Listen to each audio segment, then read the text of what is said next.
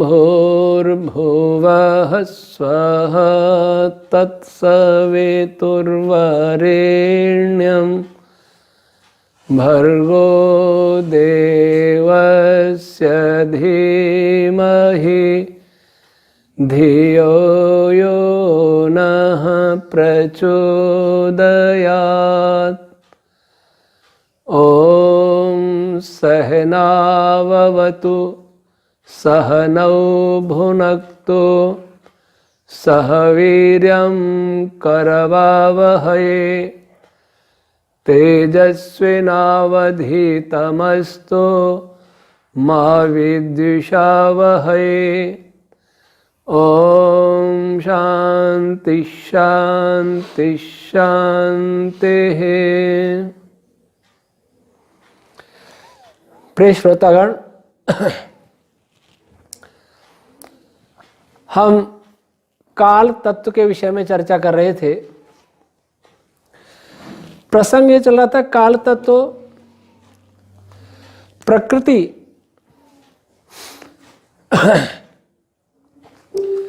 में ओम रश्मि पराओम रश्मि के स्वरूप में ही होता है और प्रकृति को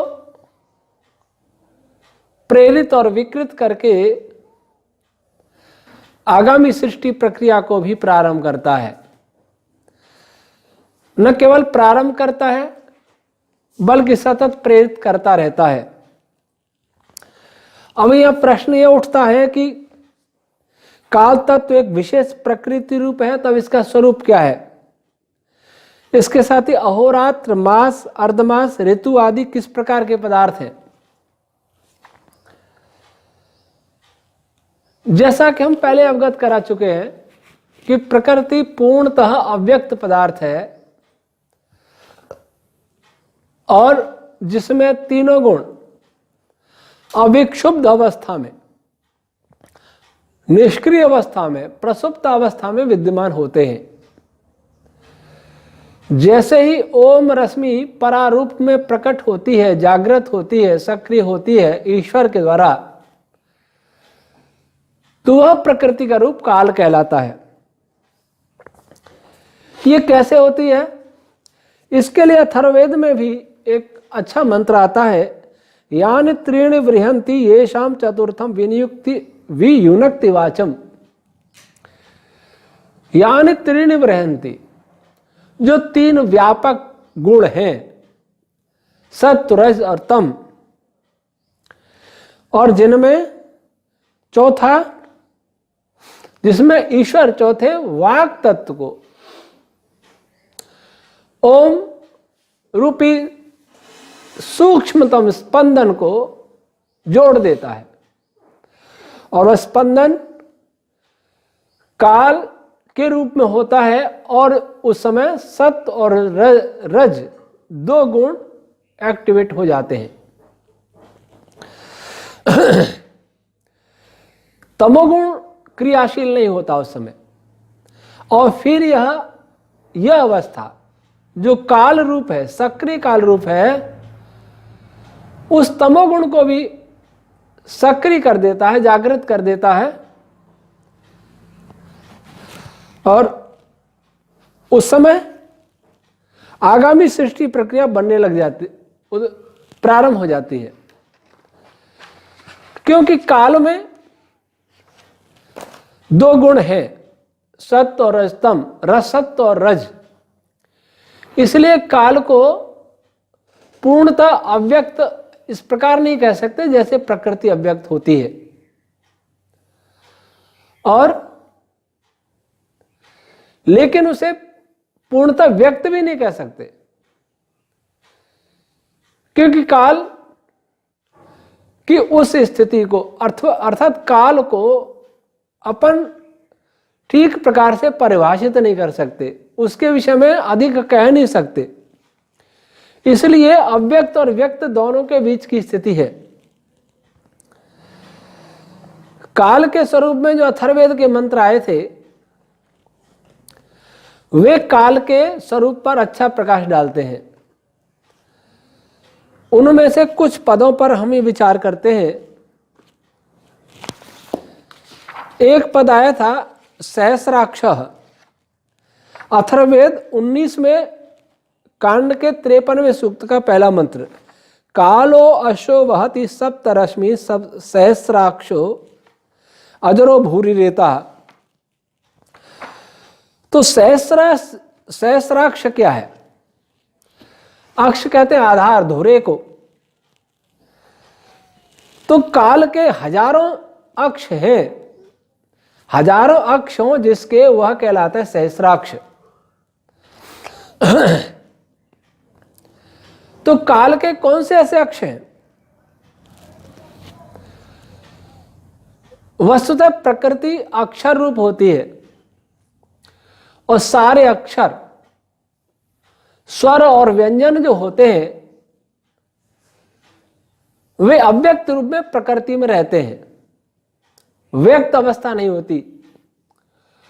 और वे सभी अव्यक्त अक्षर जब वो प्रकट होते हैं तब स्पंदन के रूप में आते हैं, बीज रूप में वहां विद्यमान रहते हैं प्रकृति में। तो वे ही काल के आधार हैं। और जब यह काल सक्रिय होता है, पराओम रश्मि उत्पन्न होती है, तब काल उन अक्षर रूप प्रकृति पर गमन करता है और नाना रश्मियों को प्रकट करता है। अक्षर जिसमें शांत, अव्यक्त, निष्क्रिय, प्रसुप्त अवस्था में विद्यमान है, जैसे ओम रश्मि विद्यमान थी, उन पर, उनके ऊपर या उनके अंदर काल रूपी ओम रश्मि गमन करती है, व्याप्त हो जाती है। और व्याप्त होकर के उन अक्षरों से, उन बीज रूप अक्षरों से बाद में अनेक प्रकार की सूक्ष्म और स्थूल रश्मियों को उत्पन्न करता है। यह ओम रश्मि रूपी काल है। इसलिए इसको कहा सहस्राक्ष। अब दूसरा विशेषण आया था सप्तरश्मि। कौन सी 7 रश्मियां हैं? रश्मि रस्सी को भी कहते हैं। काल के हाथ में कौन सी ऐसी 7 रश्मि है जिसके द्वारा, 7 रस्सियां हैं जिसके द्वारा काल सब पर नियंत्रण करता है? रश्मि किसको कहते हैं? महर्षि यास्क ने निरुक्त में लिखा है, रश्मिर यमनाथ, जो नियंत्रण क्षमता से युक्त होती है, नियंत्रण करने वाली होती है, इसलिए रश्मि कहा जाता है। तो काल के पास कौन सी 7 ऐसी शक्तियां हैं, ऐसे पदार्थ हैं, ऐसी रश्मियां हैं जो समस्त सृष्टि को नियंत्रित करती हैं, संचालित करती हैं। जैसे एक घुड़सवार लगाम के द्वारा घोड़े को नियंत्रित रखता है, संचालित करता है, वैसे काल किसके द्वारा संचालित करता है सृष्टि को? सृष्टि रूपी घोड़े को किस रस्सी के द्वारा संचालित करता है? तो अथर्ववेद कहता है कि काल सप्तरश्मि है, उसके पास 7 नियंत्रण करने की रस्सियां हैं। वे कौन सी हैं? भू भुवः स्वः मह जनः तपः सत्यम। ये सूक्ष्म रश्मियां हैं। ये रश्मियां ओम रश्मि के द्वारा ही उत्पन्न व प्रकट होती हैं। जब ओम रूपी परारश्मि या ओम की परावस्था रूप काल रश्मि अक्षर, अव्यक्त अक्षरों के ऊपर या अव्यक्त अक्षरों के अंदर व्याप्त होता है, स्पंदित होता है, तो भू भुव स्व आदि ये 7 जो व्याहृतियां हैं, जिनको व्याहृति कहते हैं, विशेष रूप से सब ओर से हरण करने की शक्ति जिसमें है, विशेष रूप से सब ओर से आकर्षण करने की शक्ति जिसमें है, वैसी ये रश्मियां 7 प्रकार की हैं, ये प्रकट हो जाती हैं। इनके विषय में हम आगे चर्चा करेंगे कि ये कैसे प्रकट होती है, इनके क्या क्या गुण होते हैं। परारूप ओम रश्मि अर्थात काल किसी भी पदार्थ का उपादान कारण नहीं होता,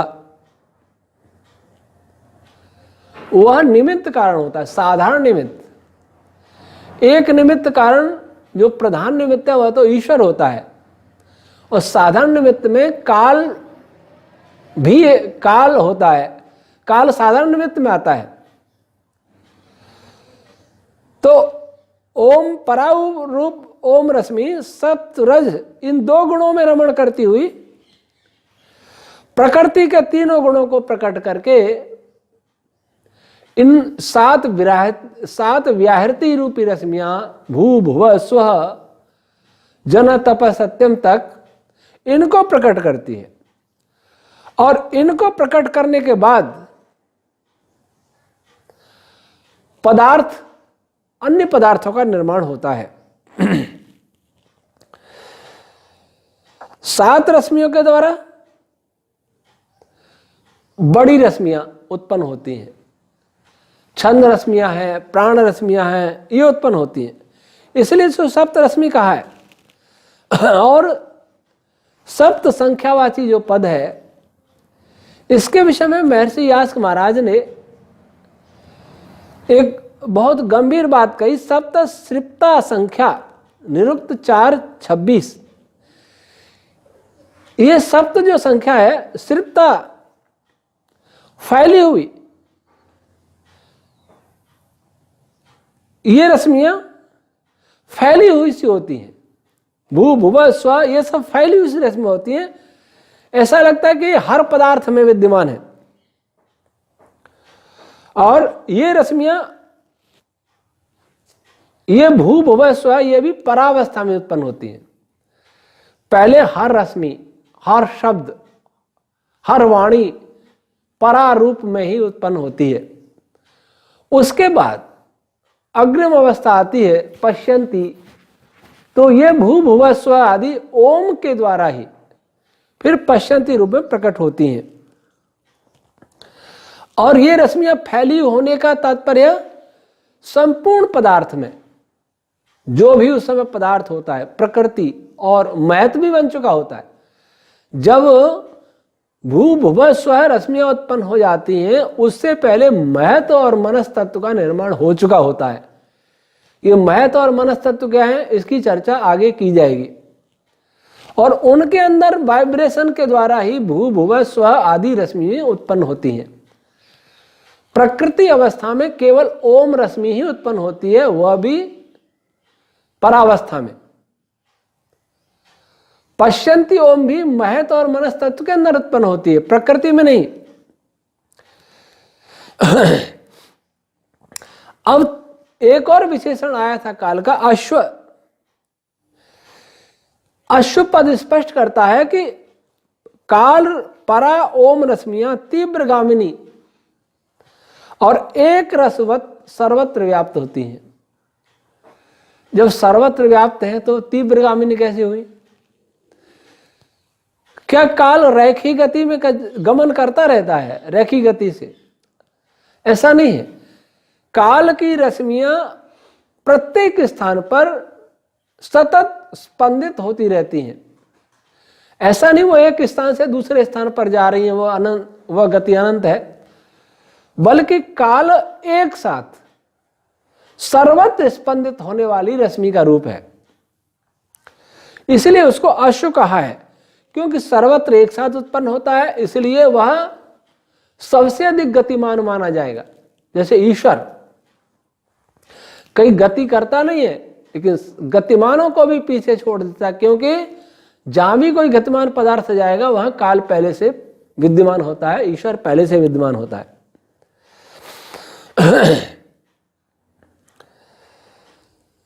अब एक विशेषण और आया अथर्ववेद में ही, जो हमने पहले मंत्र 2-3 दिन पहले जो चर्चा की थी, अजर, अजर भूरि रेता।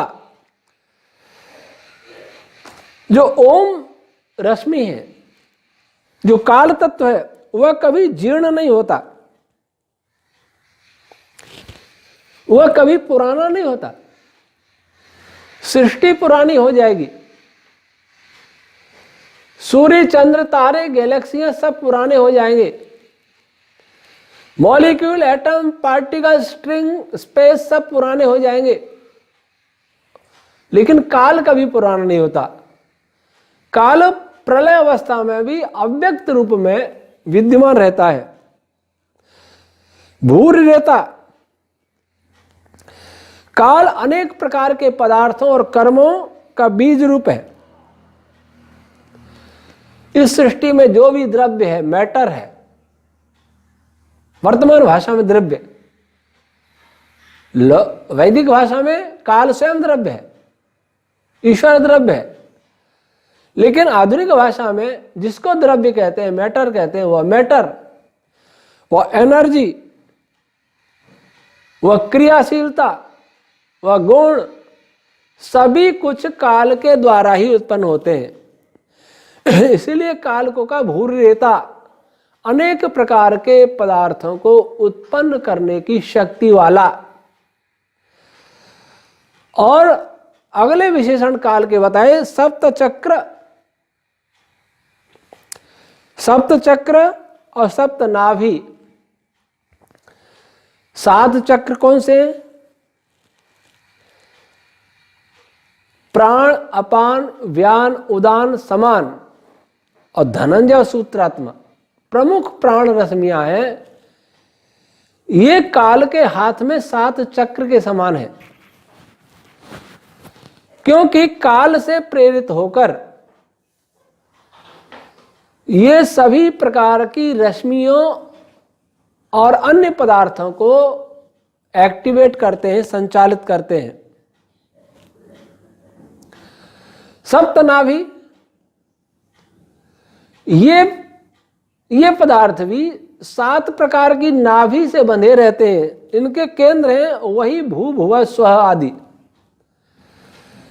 जैसे एक पहिए का केंद्र सारे पहिए का कंट्रोलर होता है, वैसे ही ये भू, भुव, स्व आदि, ये प्राणापान आदि अन्य सभी की कंट्रोलर हैं, सबकी प्रेरक शक्तियां हैं। ये सभी काल के हाथ में एक प्रकार से संचालन शक्तियां हैं। काल शब्द की व्युत्पत्ति करते हुए आपटे कोश में लिखा कु ईशत कृष्णत्वम लाती, ला धन का को का आदेश। यह काल का अर्थ काला है, कृष्ण का अर्थ काला माना है। कु ईशत कृष्णत्वम लाती, थोड़ा सा कालापन लाता है, ऐसा नहीं। हम इसे कृष्ण का अर्थ आकर्षण करने वाला, जिससे सूक्ष्म सा आकर्षण बल उत्पन्न होता है, वह काल कहलाता है। आज जो बहुत बड़े बल धमाके की बात की जाती है, वह तो कैसे वैज्ञानिक है वो हम सिद्ध कर चुके। सदैव कोई भी क्रिया सूक्ष्म हलचल से प्रारंभ होती है, सूक्ष्म बल से प्रारंभ होती है, सूक्ष्म से बड़े बड़े बल उत्पन्न होते हैं। सूक्ष्म लेकिन व्यापक। वैसे ही काल अत्यंत सूक्ष्म बल है, बल युक्त है, लेकिन अत्यंत व्यापक, जो एक जगह नहीं है बल्कि वह सर्वत्र है।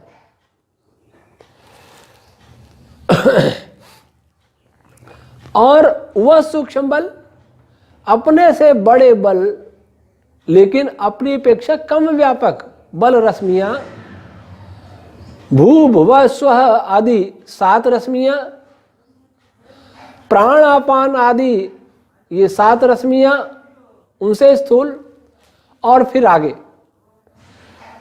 सबसे सूक्ष्म बल केवल काल का ही है, और वह वस्तुतः ईश्वर का बल है। जैसे एक तालाब में अपन पत्थर फेंके तो पत्थर फेंकने से जो लहर उत्पन्न होगी, उस लहर में वस्तुतः सबसे पहले बल हमने दिया, और हमारे बल देने के बाद वो लहर आगे से आगे दूसरी लहरों को बल या एनर्जी ट्रांसफर करती रहेगी। स्रोत उसका हमें, पत्थर फेंकने वाला पत्थर स्रोत है, पत्थर का भी स्रोत हुआ है जिसने पत्थर फेंका। तो काल एक पत्थर के समान कह सकते हैं, और हम ईश्वर के रूप में हो सकते हैं, और पत्थर से अन्य रश्मियां उत्पन्न होती हैं, वो अन्य रश्मियों के रूप में मानी जा सकती हैं। अब काल के विषय में एक और हम तुलना करके देखते हैं। अथर्ववेद में प्राण के विषय में भी एक सूक्त है। प्राणाय नमो यस्य सर्वमिदं वशे यह भूतस्य सर्वेश्वरो यस्मिन् सर्वं प्रतिष्ठितम् प्राणः प्रजा अनुवस्ते पिता पुत्रमिव प्रियं प्राणो सर्वस्येश्वरो यच्च प्राणति यच्च न प्राणो विराट प्राणो देष्ट्री प्राणं सर्वोपासते प्राणो सूर्य चंद्रमा प्राणमाहु प्रजापतिम प्राणमाहु मातरिश्वानं वातो प्राणोच्यते प्राणे भूतम भव्यं च प्राणे सर्वं प्रतिष्ठितम्।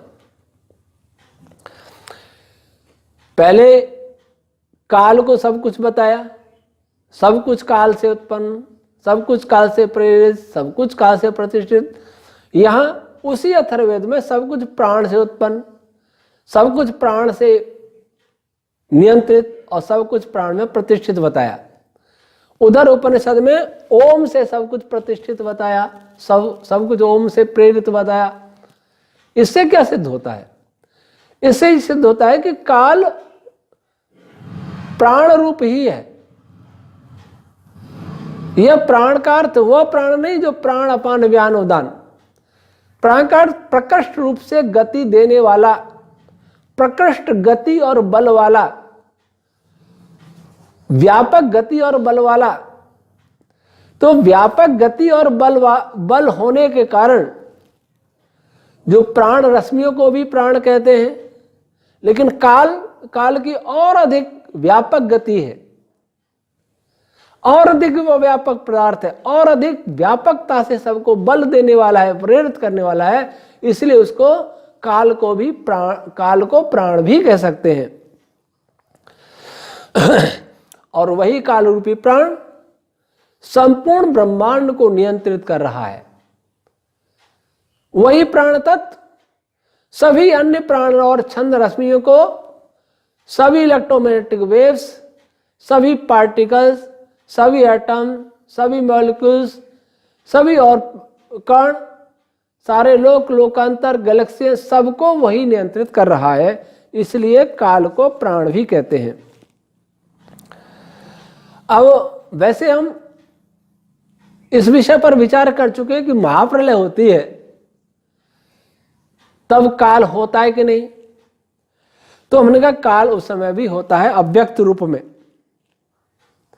बीज रूप में काल बना रहता है। और बीज रूप में वो जो काल होता है उसका संपर्क प्रकृति से ऐसा नहीं होता कि प्रकृति को प्रेरित नहीं करता। प्रकृति के अंदर समाया होते हुए भी, प्रकृति रूप होते हुए भी वो किसी भी गुण को एक्टिवेट नहीं करता। मानो प्रकृति में, ईश्वर में सोया हुआ रहता है।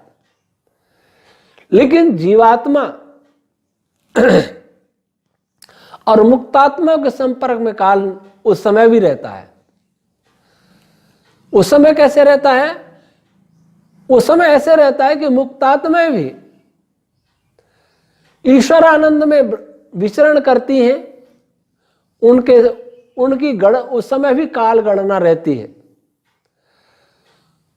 और सृष्टि उत्पत्ति का, प्रलय का भी एक समय निश्चित होता है। इसलिए काल उस समय भी उपस्थित रहता है।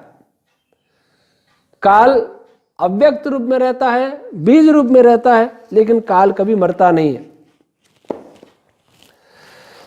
महर्षि दयानंद जी महाराज ने ये प्रश्न है सत्यार्थ प्रकाश के तीसरे समुल्लास में वैशेषिक दर्शन के सूत्र नित्येषु भावादि नित्येषु भावात कारणे कालाख्येति का भाष्य करते हुए लिखा है कि जो नित्य पदार्थ में न हो और अनित्य में हो, इसलिए कारण में ही काल संज्ञा है।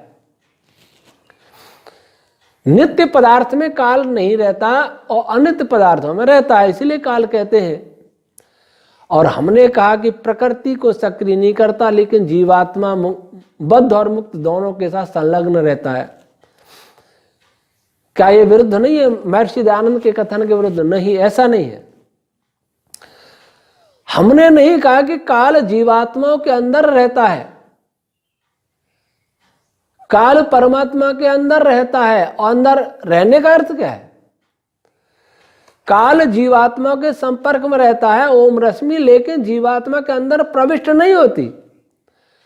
जिसके अंदर प्रविष्ट होती है उसको वो जीर्ण करती है। प्रत्येक पदार्थ के अंदर काल रहता है, इसलिए प्रत्येक पदार्थ काल के द्वारा जीर्ण होता चला जाता है। लेकिन चेतन पदार्थों के अंदर काल अंदर नहीं रहता, इसलिए वे कभी जीर्ण नहीं होते। इसलिए काल जीवात्मा के संपर्क में तो रहता है, लेकिन उनके अंदर नहीं रहता। अब प्रश्न है कि अनित्य पदार्थों को काल कैसे जीर्ण करता है, पुराना कैसे करता है? कोई वस्तु धीरे धीरे धीरे धीरे पुरानी हो रही है और नष्ट हो जाएगी। कोई भी वस्तु जो भी बनी हुई है, जो बनी हुई नहीं है वो कभी पुरानी नहीं होती। ईश्वर पुराना नहीं होता, जीवात्मा पुराना नहीं होता, प्रकृति पुरानी नहीं होती। इसके अतिरिक्त जो भी पदार्थ है सभी पुराने होते हैं, धीरे धीरे धीरे, और काल उनको जीर्ण करता है, पुराना करता है। पहले विचारे कि कोई वस्तु पुरानी होती कैसे है। कोई वस्तु जिन सूक्ष्म रश्मियों से मिलकर बनी है, हर पदार्थ मॉलिक्यूल से बना है, मॉलिक्यूल्स एटम से बने, एटम्स पार्टिकल से बने, पार्टिकल और सूक्ष्म पार्टिकल से बने, और वे कुछ फिर स्ट्रिंग से बने। ये बने हुए, ये सभी सूक्ष्म रश्मियों से बने। तो जो जिससे बने हैं उनमें से सूक्ष्म रश्मियां धीरे धीरे जो इंफॉर्मेशन के रूप में निकलती रहती हैं, वो धीरे धीरे कुछ मात्रा में रिश्ती रहती हैं। वैसे रश्मियां आती भी हैं और जाती भी हैं, लेकिन फिर भी उनमें कुछ कमी आती है, और उन कमियों को लाने के लिए भी, उन रश्मियों को रिसने के पीछे भी काल की प्रेरणा ही रहती है। जैसा कि मैंने कहा कि सभी रश्मि आदि पदार्थों को काल ही प्रेरित करता है, तो काल उन रश्मियों को भी प्रेरित करता है जो किसी भी सूक्ष्म पदार्थ में से रिसती रहती हैं या रिस सकती हैं। इस कारण यह माना गया कि काल ही हर पदार्थ को जीर्ण करता है, पुराना करता है, धीरे धीरे नष्ट करता है।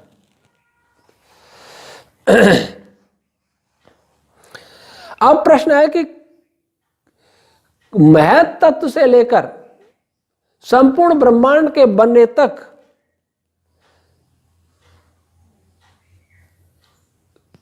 काल को संचालक माना गया, और काल प्रकृति की अवस्था का ही नाम है, जिसमें सत्य और रज है, तम नहीं है। तो काल इस सृष्टि का उपादान कारण है अथवा निमित्त कारण। उपादान कारण उसे कहते हैं जिसके द्वारा किसी पदार्थ का निर्माण हो, जो पदार्थ के निर्माण में सामग्री काम में आए और सदैव निर्मित सामग्री में वो समवाय के रूप में रहे, उसके अंग रूप में रहे, और जो साधन रूप में काम में आए वो निमित्त कारण है। काल कभी विकृत होकर के किसी पदार्थ का निर्माण नहीं करता, वह केवल प्रेरणा मात्र करता है और वह प्रेरणा ईश्वर की ही होती है। इसलिए काल उपादान कारण नहीं है, काल निमित्त है, ईश्वर भी निमित्त है। ईश्वर को प्रधान निमित्त कह सकते हैं क्योंकि सबका नियंत्रक वही है, और काल साधारण निमित्त में आएगा। तो काल इस सृष्टि का उपादान कारण नहीं है, बल्कि काल इस सृष्टि का साधारण निमित्त है, जो ईश्वर और प्रकृति के बीच में एक साधन है, एक लगाम है। लगाम की तरह प्रयोग करके ईश्वर काल रूपी रश्मियों के द्वारा संपूर्ण सृष्टि को बनाता है, संचालित करता है, जीर्ण करता है और प्रलय करता है। आज काल का विषय यही समाप्त होता है। कल हम चर्चा करेंगे कि काल का क्रिया विज्ञान क्या है, काल का मैकेनिज्म क्या है, कैसे करता है यह कार्य। आज यह समाप्त करते हैं। ओम शम।